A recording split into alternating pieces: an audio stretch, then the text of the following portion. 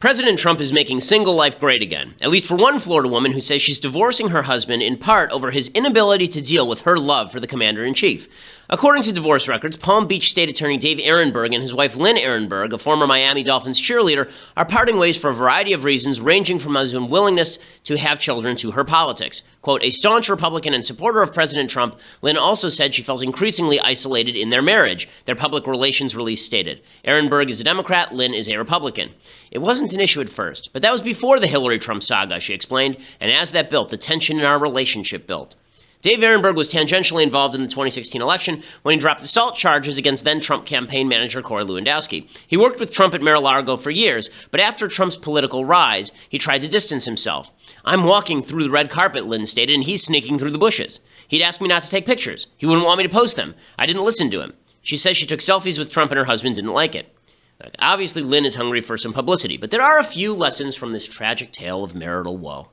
First, two publicity-hungry people probably shouldn't marry each other. This seems like a lesson that the Scaramucci's have also learned in the recent past. Their agendas obviously weren't aligned, and if Mrs. Ehrenberg's agenda deviated from her husband's, she seemed happy to ignore his agenda in favor of her own and vice versa. Second, people of different political preferences should think seriously before tying the knot.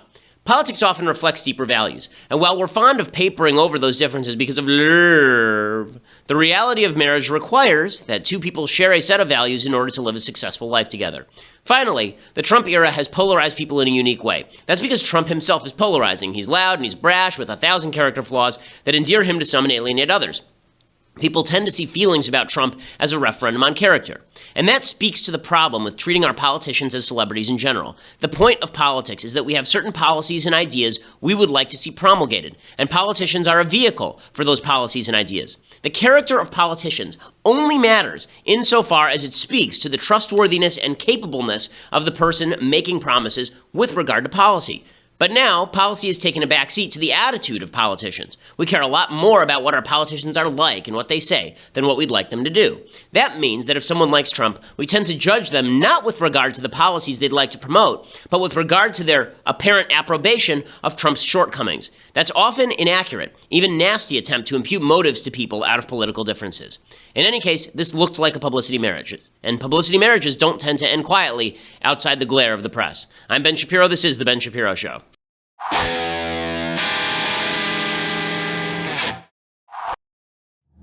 Oh, there's a lot happening in the news. I'm still a little bit wiped out, to be honest with you. We had a debate with Cenk last night at, I'm still bad with his last name, but it was a lot of fun over at Politicon last night. Huge crowd, like 3,000 people. We had to move the auditorium, mostly fans of the show, fans of mine. It was great. Thank you all for coming out. Really appreciate it. We did a Q&A as well. That was fantastic. 800, 900 people showed up, standing room only. There's a real hunger, I think, for politics and for truth-telling and honesty in politics, and I really do appreciate that that's the case. It was actually a really good debate. It was a substantive debate. I was not expecting it to be honest with you. I thought that it was going to devolve into name-calling and nastiness because I'd seen Cenk's debates with Ann Coulter and Dinesh D'Souza the last couple of years. But Cenk really did stick to the topics, which was fantastic, and I think I did too, and it was a really good back and forth. I'll let you be the judge of who you thought won, but it was really great. We're going to play some clips of it tomorrow. We're pulling all the clips of it today, so we'll have some material tomorrow. It was fascinating and interesting, and I think really good. I think we need more of those kinds of debates. Also, we're going to get to everything Trump-related, the replacements in the cabinet, where he stands, what happens with tax reform, what's going on with Trumpcare, a lot to go through there. But before we get to any of that, first, I want to say thank you to our sponsors over at Birch Gold. So, you look at the market right now, a lot of people think the market is in a bubble. The Wall Street has been climbing and climbing and climbing and climbing. And any uncertainty in the market means that there might be a plunge or a collapse. If that happens, you're going to be grateful that you put some of your money in precious metals. This is not to say that you shouldn't invest in stocks or bonds. Go for it. But you should at least have part of your portfolio in precious metals because it is a hedge against inflation, against economic vicissitude, against bad things happening all over the world, which could impact the economy. That's what precious metal ownership is all about. That's why you should go over to birchgold.com/Ben. That's birchgold.com/Ben. You get a comprehensive 16-page kit revealing how gold and silver can protect your savings, how you can legally move your IRA or 401k out of stocks and bonds and into a precious metals IRA with no tax consequences. So that's pretty awesome. Go over to birchgold.com/Ben. They have an A+ rating from the Better Business Bureau, 5-star ratings from countless clients. They're the people that I would trust to invest in precious metals. And again, in any climate, you should have some money invested in precious metals. In a volatile political climate and world climate like we're seeing right now, you should certainly think about putting some of your money in precious metals over at birchgold.com/Ben. Okay, so the big news over the weekend, and we discussed it a little bit on Friday, is that Reince Priebus is gone. So that happened shortly after we filmed our show on Friday. I posted a little Facebook note about it, but the situation surrounding Priebus being ousted was really quite incredible. So Priebus was fired. Apparently, they took him to, there's still debate over whether he had resigned the previous day. So remember, we have to reverse course for a second. Remember, Anthony Scaramucci was hired as the new White House head of comms, and Scaramucci had designs on being the guy closest to Trump. That meant that he wanted to oust Priebus. So he did an interview on the record with The New Yorker in which he suggested that Steve Bannon wanted to perform anatomically impossible acts upon himself and suggested that Reince Priebus was a paranoid schizophrenic who was always afraid someone was out to get him. It turns out someone was out to get him. A guy named Anthony Scaramucci, as it turns out.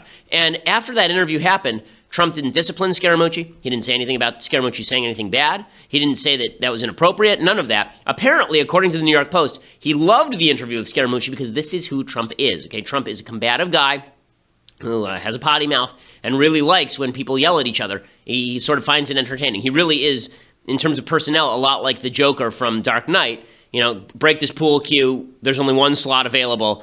Apparently, he was angry at Reince Priebus, this is according to reports, which is just hilarious. He was angry at Reince that Reince didn't fire back at Scaramucci. So he liked that Scaramucci was saying that Reince was a paranoid schizophrenic who didn't have Trump's best intentions at heart.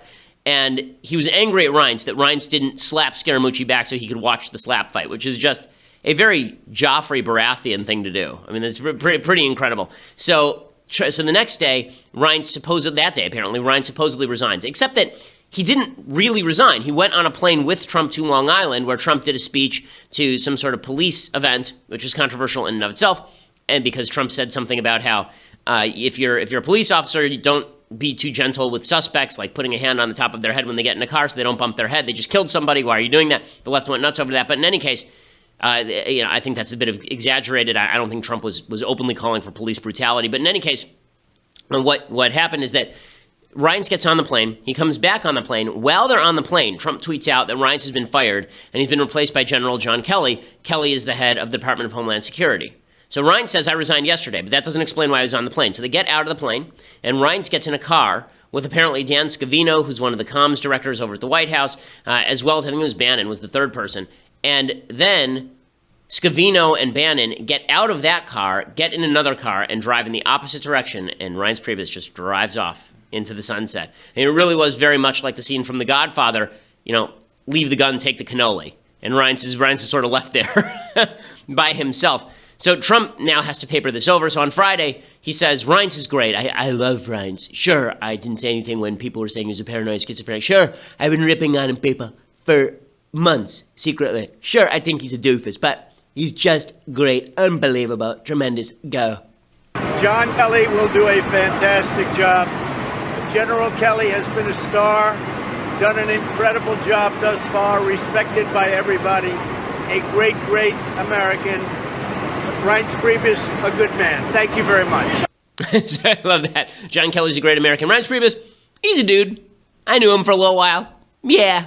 Okay, so there's a lot of hope in the Trump administration and from Trump followers that now that Kelly, who's a general, is in charge in terms of the White House chief of staff, that there will be a little more structure to this. Because so far we have seen the exit of the National Security Advisor, the firing of the FBI director, Trump attacking his own attorney general. We have seen the ouster of Reince Priebus, and we have seen the ouster of Sean Spicer. That's a lot of turnover. In any organization, that's a lot of turnover. Like here at the Ben Shapiro Show, we've actually had the same staff since day one because we did a pretty good job of selecting our staff. Trump said he had selected the best people. Yeah, hard to argue that when you're firing somebody every couple of months. There was a funny tweet from somebody on Friday. It says, is Trump aware that he doesn't have to fire somebody every Friday? Because the Friday before was Sean Spicer, and then last week was Reince Priebus. And this is one of the reasons why you're seeing his approval rating plummet among Republicans. There's a feeling that Trump is in over his head and that he doesn't actually know what he's doing. The combination of the fact that Trumpcare went down in flames last week, even skinny repeal went down in flames, and Trump came into office pledging, this is going to be easy, I'm going to repeal Obamacare, I'm the greatest deal maker who ever was, and then none of that gets done, and he doesn't even really campaign for it very hard. A lot of people were very upset about that. And then you combine that with all of the turnover in his administration, and it feels like he doesn't really know what he's doing. So there's a Rasmussen poll out today. Rasmussen has been the friendliest poll to Donald Trump. He's down to 39% in the Rasmussen ratings. 10 days ago, he was at, 44% in the Rasmussen poll. So he's dropped 5 points, 61% disapproving. John Nolte, who's been a staunch supporter, writes for the Daily Wire. Love John. He and I disagree about a lot of things, but he's a great guy.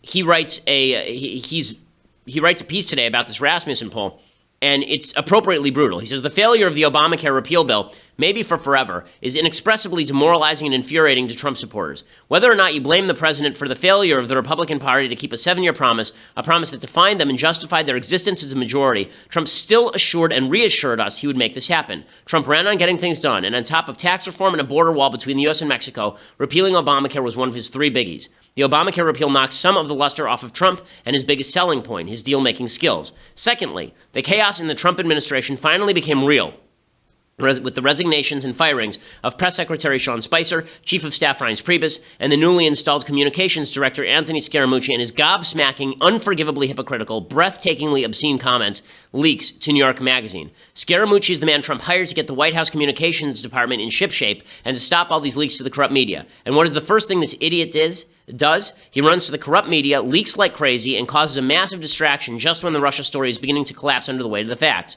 Trump hired this man. Trump did. This debacle is on Trump. That's appropriately brutal language, I think, from John Nolte, who's been a strong supporter of President Trump throughout the primaries, throughout the general, and as president. He's getting it from all sides as Trump, and I think deservedly so at this point. He needs to do a better job. Now, one of the things that is frustrating about the way that the Priebus firing was done is he was fired in such a brutal and demeaning manner that when Priebus then went on national TV and said everything's okay, nobody believed him. So he went on national TV and he talked about how everything is just spectacular. It's just great. Did an interview with Breitbart and did an interview with CNN. Here's the one from CNN where he talks to Wolf Blitzer. He says everything has just been, it could not be better. Just unbelievably great. He knows, I think, intuitively when things need to change. I've seen it now for 1.5 years on this wild ride with the president that I loved being a part of. But he intuitively determined that it was time to do something differently. And I think he's right. Okay, so I think he's right to fire me and replace me. I mean, this sort of kind of kiss-assery from Reince Priebus comes off that way because everybody knows the kind of chaos that's going on inside. Again, that's Scaramucci's fault. Okay, Scaramucci went out and made clear what kind of chaos was happening here, and that's the guy Trump chose. That's the guy Trump chose to put his faith in. You know, if you want to project stability, I mean, this is what's amazing about this. Trump is good at some things. One of the things he's really terrific at and has been his entire career has been image, right? That's been his entire career. Trump actually isn't that great at real estate, but he is fantastic at image, right? Scaramucci too. Scaramucci isn't that great at investing, but he's fantastic at image, right? Scaramucci's the kind of guy who spent $100,000 to get a cameo in Wall Street too. Really, he dropped $100,000 to the studio so he could get like a 5-second cameo in Wall Street too, one of the biggest bombs in recent history. It's all about image creation for Trump. If you want to create the image of a president who's in charge, knows what he's doing, this passive-aggressive tweeting and then sending out your director of comms to talk about how Steve Bannon wants to suck his own clock, that does not actually forward the agenda in any real way. I mean, on the same day that Priebus was saying that everything is on board, everybody's great, this is all terrific, he's now going on national television having to deny that he's a leaker. Are you the leaker in the White House? That's ridiculous. Wolf, come on. Give me a break. I'm not going to get into his accusations. Why not respond to him? Because I'm not going to, because it doesn't honor the president. It doesn't honor the president. Again, all that makes Reince Priebus look like is a weakling, because if you really wanted to honor the president's the one who hired Scaramucci. So what you have is the look of people who are trying to be loyal to Trump like Priebus. They look like suckers.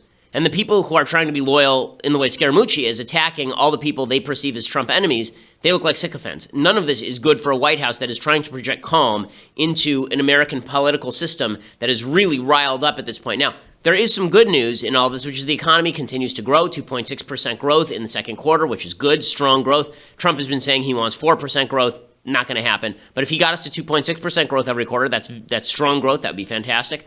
That is largely because, and this is, I think, a point that a lot of Trump supporters make that is correct. There is a feeling that no matter what Trump does at this point with a Republican Congress, at least it's not going to make things economically worse. You're not going to see him passing lots of regulations. You're not going to see him taking a lot of harsh stances against the business community. At least you're not going to do that. The success of business relies on predictability.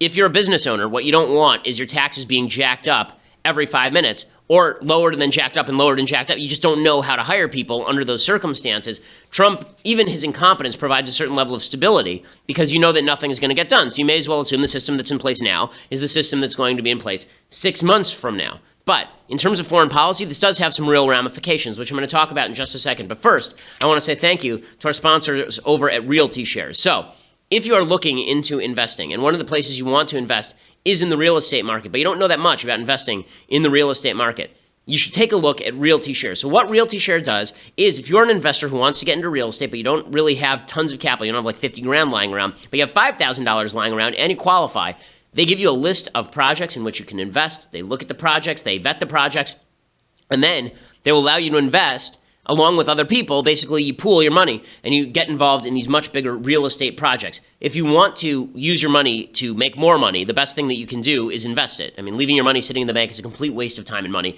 You should be taking it out. You should be using it to build business.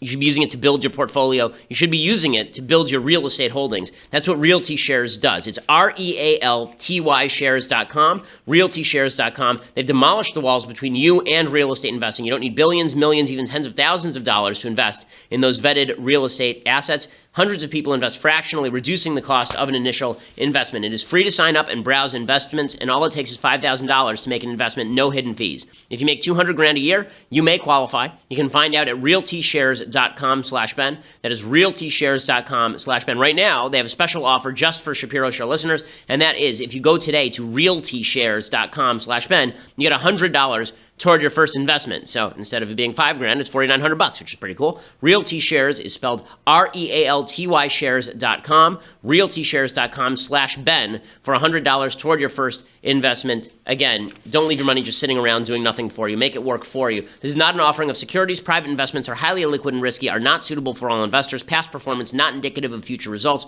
Securities offered to accredited investors through North Capital Private Securities, member FINRA SIPC. Okay, so go over and check it out, realtyshares.com/Ben. Okay, so as I say, the chaos, when it's being shrugged off, but there's just more evidence of chaos, it makes people feel discomfited. We've heard now for well over a year that there was going to be a reset at some point that was going to make people feel solid. First, the reset happened with Bannon, and Bannon did a pretty good job with the campaign. As much as I dislike him personally, you got to give credit where credit is due. He did a good job with getting Trump under control for a lot of the campaign. And then after the election, after Trump was mouthing off, there was a feeling, oh, he's assembling this fantastic cabinet, and they will keep him under control. And then he starts firing people in his cabinet. And now, again, we're getting the same routine. Now, John Kelly is coming in, and now he's coming in as a strong replacement. Finally, things will be under control at the White House. Here's John Carl from ABC News making that case. He comes in as a much more powerful chief of staff than Reince Priebus ever was. If you remember, Martha, when Priebus became chief of staff, he was announced along with Steve Bannon as the chief strategist, with Jared Kushner as a senior advisor. Now, the power of all three positions, theoretically at least, will reside with General Kelly. He will have authority that Reince Priebus never had. But as you know, the issue throughout these first 6 months is that the real chief of staff in that White House has been Donald Trump. So the question is whether or not he will truly cede that authority to General Kelly and if he'll listen to him. So that is the question. Apparently, General Kelly was told by his wife, do not take this job, do not do it. And the early rumors were that everything was going to run through Kelly now. And then immediately within an hour, that was debunked. Immediately, there were people saying that Scaramucci would not report to Kelly, he would report directly to Trump. Once you have many channels of communication to the top of the line, you got a problem. Okay, at our company, I wouldn't even let Mathis talk to me. No, that's not true. But the fact is that we do have a line of communication when it comes to serious personnel issues, for example. You go up the chain. This is true at any company. Okay, the idea that you can have everybody going to the boss with everything leads to chaos inside the administration. This is an administration that needs solidity right now because they are not getting a lot of policy wins. And so the feeling of chaos has ramifications. One of those ramifications is that you are seeing America's enemies feeling emboldened. There are a couple of things that have happened in the last 2 weeks that make America's enemies feel like they might be able to get away with something. The first thing I think that happened is Trump attacking his own attorney general but not firing him. I actually think that it's not just the attacks on Sessions that are bad, but if you are going to attack your own AG, you need to fire him. Okay, you need to demonstrate that you are a strong guy, not a weakling who just whines about the people he works with. Okay, I don't go around the office whining about the people who work for me. If I don't like them, I fire them. That's what bosses do. Okay, if Trump is the biggest boss in the world, which he is, then if you are Trump and you don't like your AG and you keep him around, that makes it look like you do not have a credible commitment to actually carry through your commitments. That's why Vladimir Putin now starting to get aggressive. He expelled, I think, 755 American diplomats over the weekend. North Korea fires off another missile. They say this is an ICBM that is capable of hitting large swaths of the United States. We're seeing America's enemies begin to get more aggressive. And here's the question. Is this a White House that is prepared for disaster? Is this a White House that is prepared for bad things to happen? Remember, with all the chaos, with all the tumult, with all of this happening, nothing externally bad has happened to the Trump administration. The economy has been very solid. The economy has been very strong. On the foreign policy sphere, no major moves have actually been made. Vladimir Putin is not making major moves yet. China is not making major moves yet. Everybody was trying to figure out, is Trump bluffing or is Trump really a crazy guy who might do anything? Yeah, after Syria, after Trump hit Syria with a missile, there was a feeling like, we just can't predict this guy. He might go nuts and he might fire a missile. Now it looks more like what Trump is actually very predictable. He's not unpredictably crazy, which might actually be a good thing. This is one of the cases for Trump on foreign policy. But he might actually be super predictable. That is, he has a knee-jerk response to aggression, which is he fires a missile, but then he chickens out. Then he decides, you know what? I can't do anything here. I don't want to risk my own image and political capital to do anything. And you could see America's enemies start to take advantage. That's why Mike Pence was flying over to a lot of the NATO countries, trying to reassure them that they were protected from Putin. If I were a NATO country right now, I would be a little less sanguine about the prospects that President Trump would intervene should Russia start to actually get aggressive in any serious way. Trump is the image of the presidency matters. That's why people elected Trump. They elected Trump to be the image he was on TV, the strong, powerful leader, right? This is still his image according to polls, the strong, powerful leader who's effective at what he does. Right now, he has not been effective. Right now, he does not look strong. Right now, he looks like he is presiding over a chaotic household. He looks like a stepfather in a chaotic household where no one knows where dinner is coming from the next night. That is not what you need from the President of the United States. It has some predictable effects for healthcare as well. We'll talk about that in just a second. But for that, you're going to have to go over to Daily Wire and subscribe. So for $9.99 a month, you too can be a subscriber. Over at the Daily Wire, you get the mailbag, you get the rest of the show live. We are not just an audio show, we are a video show, so you can see the show. You're going to want to see the rest of today's show, but you're really going to want to see tomorrow's show because I'm going to show clips of my debate with Cenk yesterday, which was just great. You're going to go over and subscribe. You get my show. You get Andrew Klavan's fantastic show live on video. You get to be part of his mailbag. You get the Michael Knowles show, which premieres today, God help us, and we'll find out how that goes. But you can see the disaster unfold in real time if you subscribe right now at $9.99 a month, or you can get the annual subscription for $99 a year. For $99 a year, it is not just that you get all those other things, as well as the website ad-free. You also get this magnificent, incomparable, unbelievable, spectacular leftist tears tumbler, etched in beautiful silver from Daenerys Targaryen's dragons, right here onto the tumbler. It says, leftist tears, hot or cold, is something that you will treasure forever. It will, in fact, as I've said before, if ever again Indiana Jones has the capacity to choose a cup from among many to be the Holy Grail, even though he knows his face will melt off if he chooses the wrong one, he would be unable to not choose this particular leftist tears tumbler. So you can get that for free when you subscribe. Get an annual subscription for $99, or just listen later at iTunes or SoundCloud. Leave us a review and subscribe. We always appreciate it. We are the largest conservative podcast in the nation.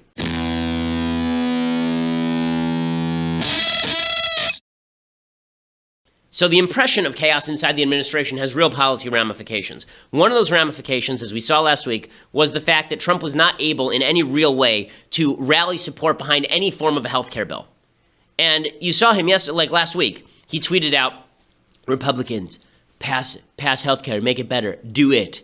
And John Podhoretz from Commentary Magazine, he said, what exactly is it?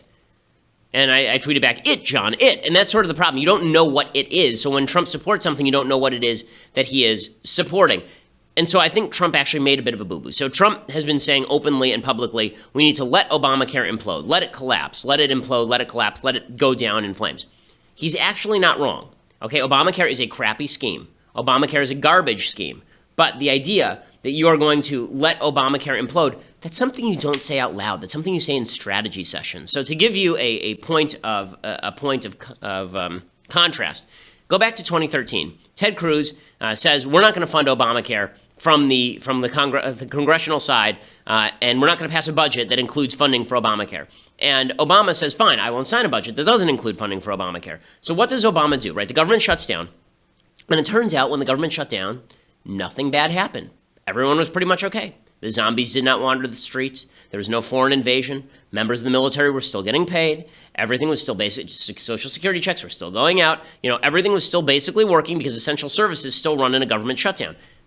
Everything was basically okay, but somehow Obama had to suggest to Americans that true disaster was waiting just around the corner. So what did he do? He quietly went out and he closed open-air war memorials. He closed the national parks. You remember, this was a big scandal at the time. This is back in December 2012, I believe, January 2013. And he was doing it on purpose, right? He was clearly shutting these open-air war memorials where, again, it's an open-air memorial. It's literally just a statue in a park, and he was closing them down and putting chains around them and preventing people from getting in, preventing war veterans from getting in to visit memorials to their war buddies. He was doing all of that in order to up the pain factor, and we on the right were going nuts. I remember we were saying, he's doing this on purpose because he's trying to make something that isn't that bad into something that is absolutely terrible so that he can put pressure on the American people, and that's gross. He got away with it because he was smart enough to recognize that he couldn't openly say that. Now imagine how that would have gone if he had said that. If he had said, listen, we're in the middle of a government shutdown, and in a government shutdown, I understand things aren't that bad, but I'm going to make things worse. I want you to feel the pain. And if you feel the pain, I think that you will be more likely to support my agenda. It would have undercut his agenda, right? We all would have gone, that's kind of a douchey thing to do, right? Like, we all would have said, that seems kind of yucky. So that's what has to happen with Obamacare. So what Trump really should be doing right now, he should be saying, look, the Obamacare structure is unworkable.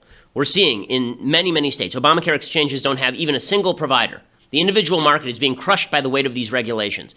And President Obama was signing over illegal subsidies.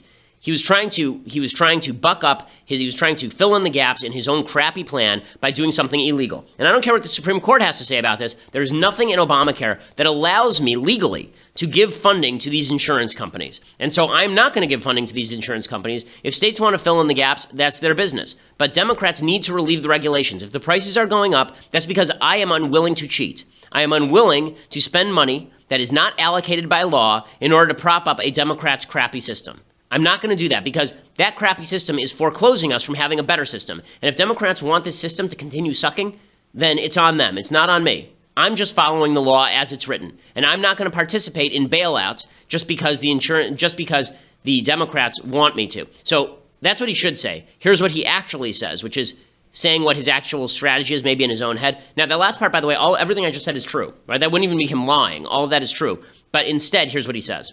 Women of ICE are turning the tide in the battle against MS-13.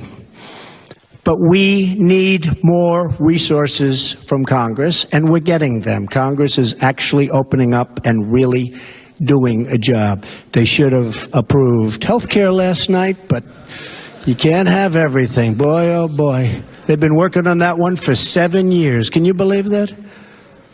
The swamp. But we'll get it done. I said from the beginning, let Obamacare implode and then do it. I turned out to be right.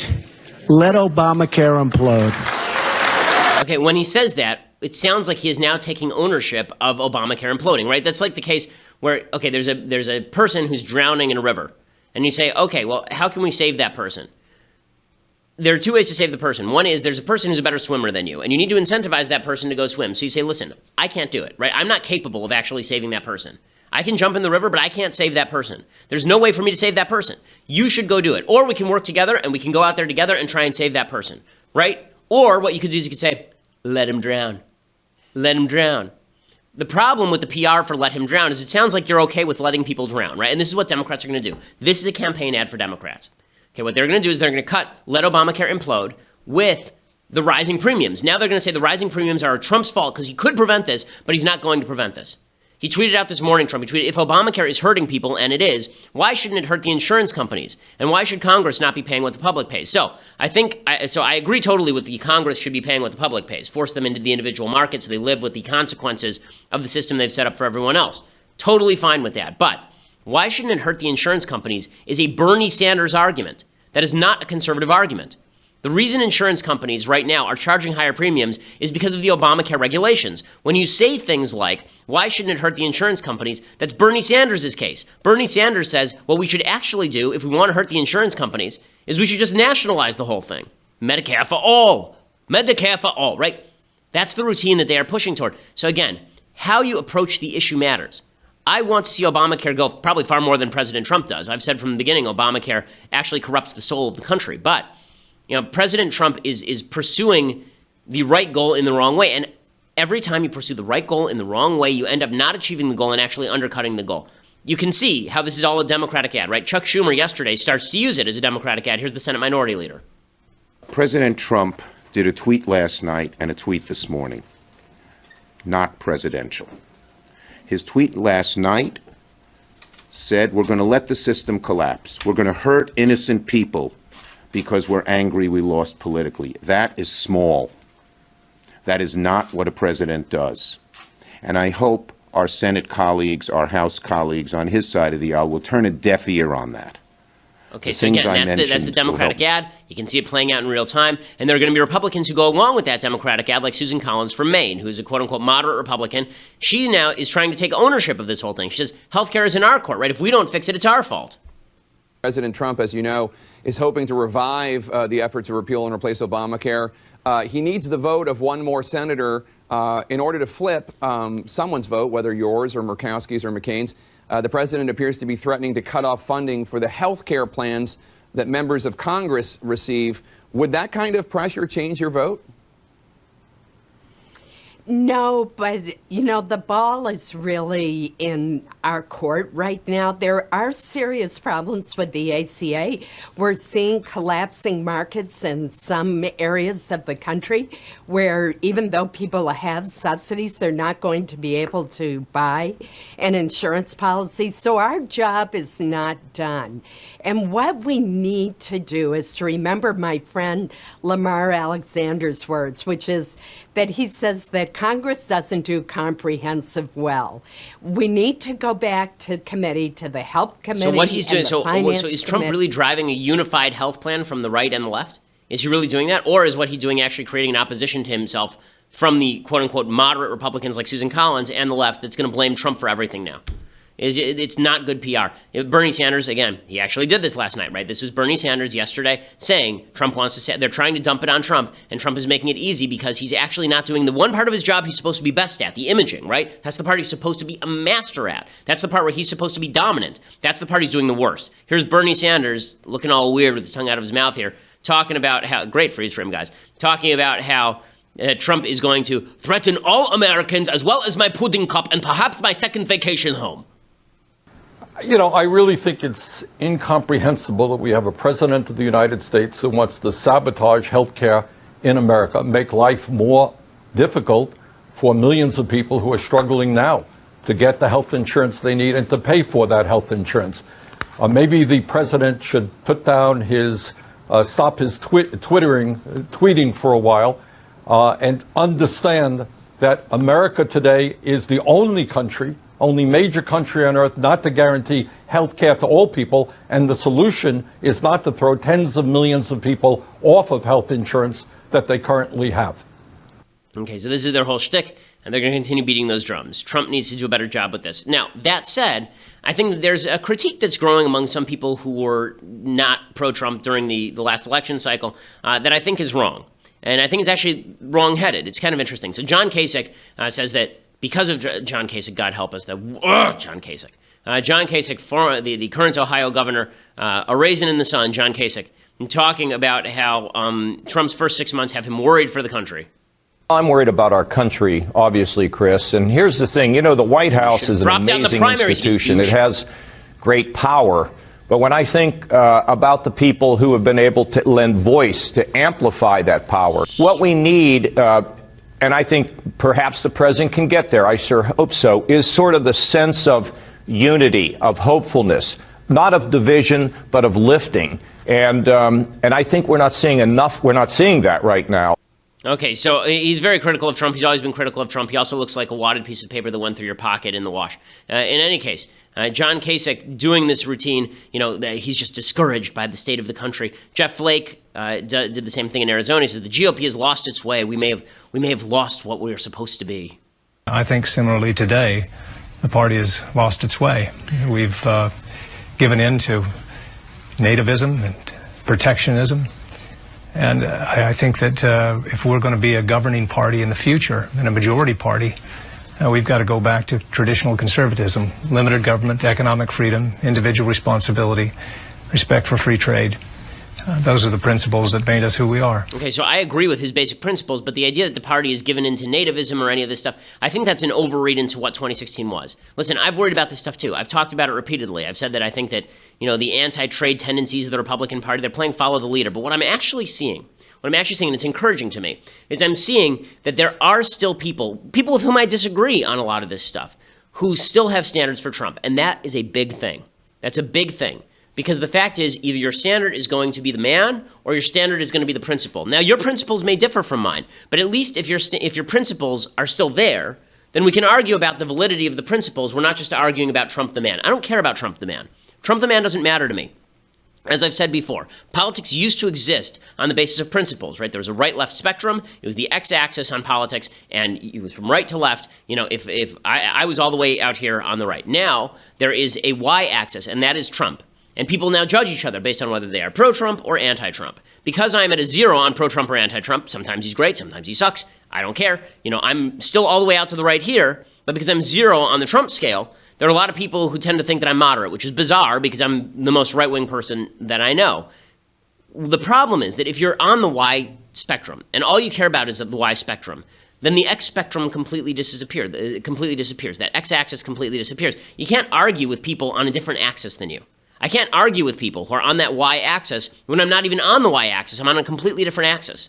And so what I'm actually seeing, and I think it's good, is that there are people with whom I disagree who still are holding Trump to a standard. So one of those people is Laura Ingraham. I've been very critical of Laura. I think that she was very sycophantic toward Trump during the election cycle. I thought that she glossed over a lot of the things about him that are not conservative. I think that she fibbed to her audience sometimes about what Trump's actual agenda was. But Laura at least has limits.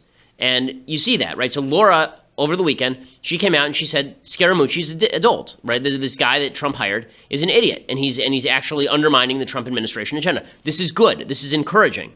Tucker Carlson, Newt Gingrich, they're starting to say the same things. That means that there is some standard. Again, I may not agree with their standard. I may think that they waited until too long to get upset about what Trump is doing. But at least it means that there is still a rational debate that can be had along that x-axis. Because I can have a discussion with people who differ from me where they are on the x-axis. I can't have a discussion with people who just want to talk about why Trump is God or why Trump is Satan. That's not a conversation that's worthwhile having. Here is Laura Ingraham, basically, for once, being critical of President Trump. And I think I'm sorry, I like Scaramucci. I think he's really talented. But this episode is humiliating to the president. I think it ultimately humiliates him. It does not serve the communication of this agenda well. I'm probably going to tick him off by saying it, but I say it out of deep love and affection. It's not helping his agenda at all.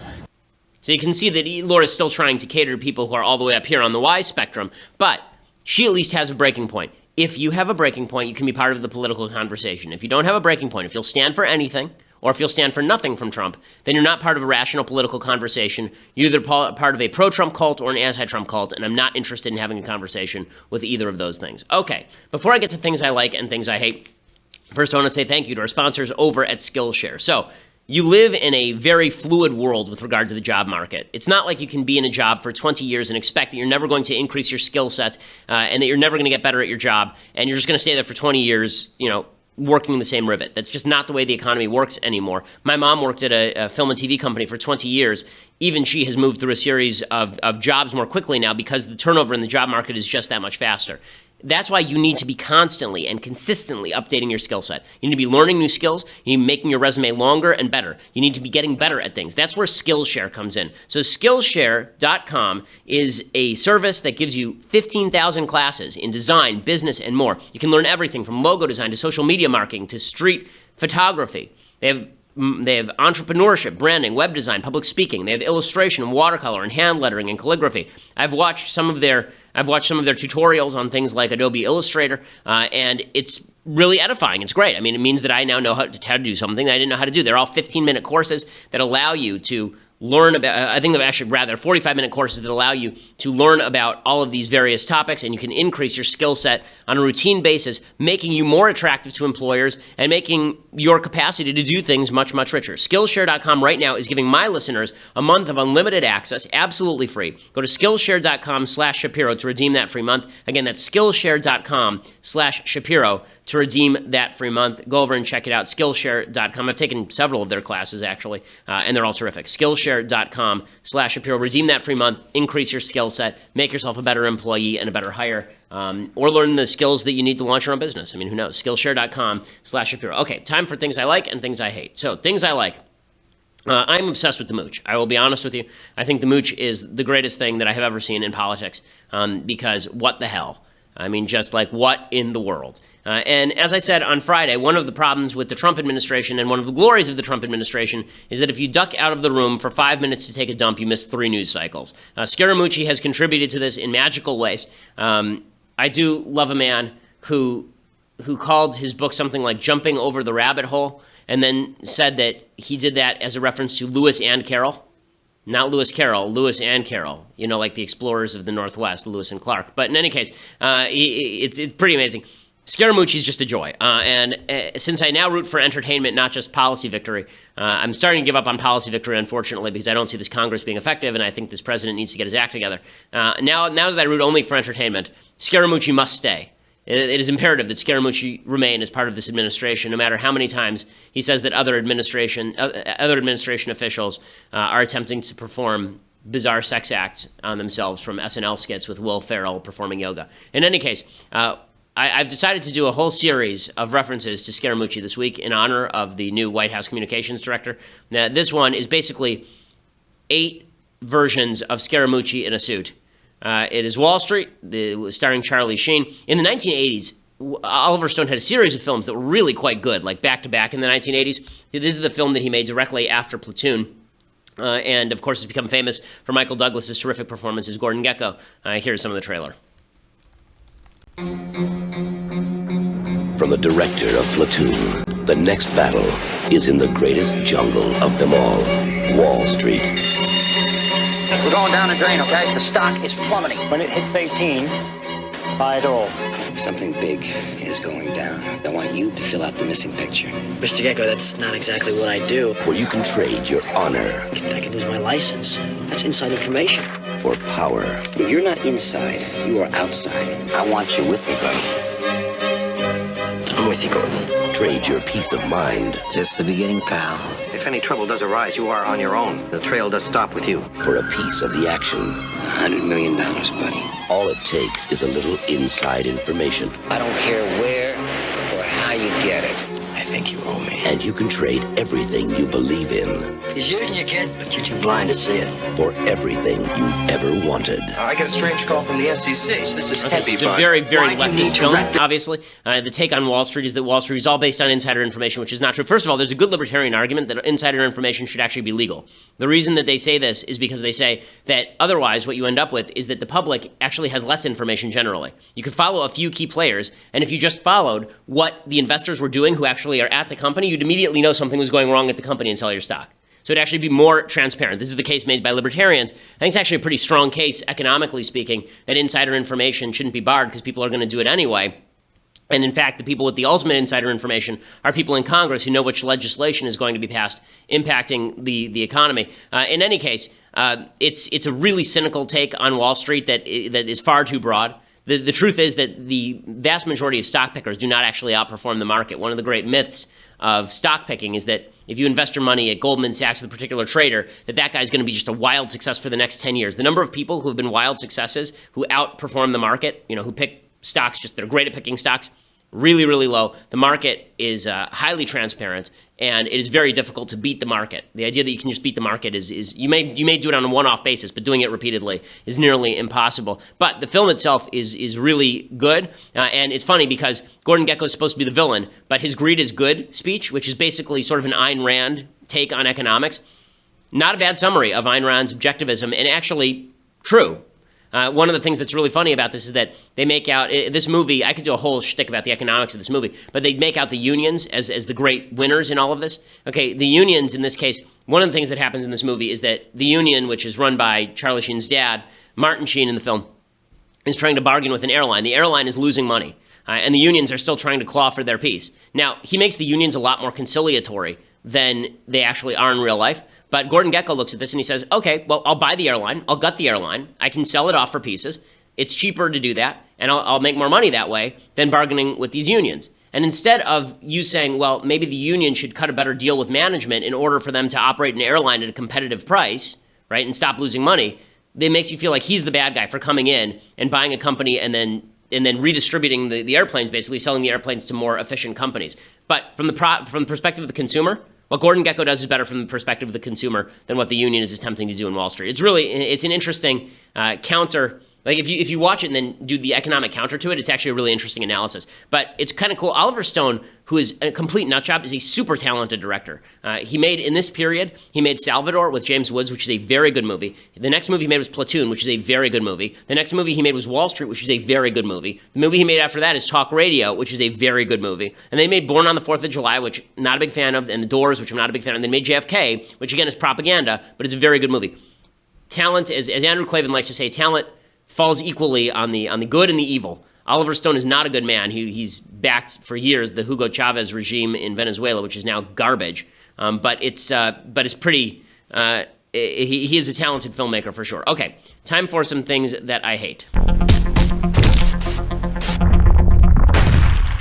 Okay, so first thing that I hate, there's this run-in between Chris Christie, the governor of New Jersey, and a Cubs fan. There's a Brewers-Cubs game, and Chris Christie's getting a lot of crap for this.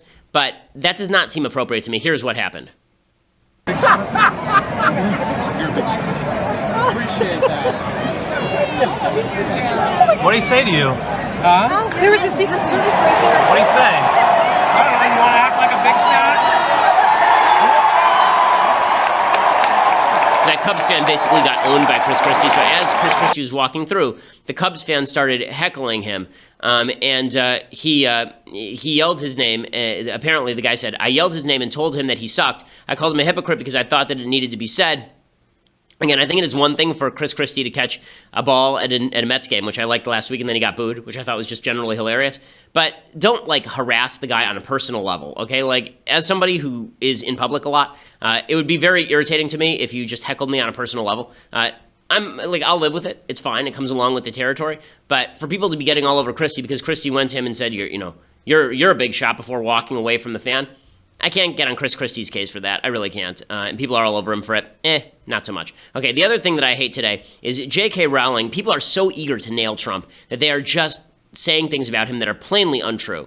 So there was a video of, it looked like a kid in a wheelchair trying to shake Trump's hand and then Trump not shaking his hand. But the problem is that that's not true. Trump spent more time with the kid in the wheelchair than anyone else. There's actual video of Trump with the kid in the wheelchair, and it's obvious that he's not ignoring the kid in the wheelchair. But that didn't stop J.K. Rowling. Do we have the video? So this is the actual video of Trump with the kid in the wheelchair.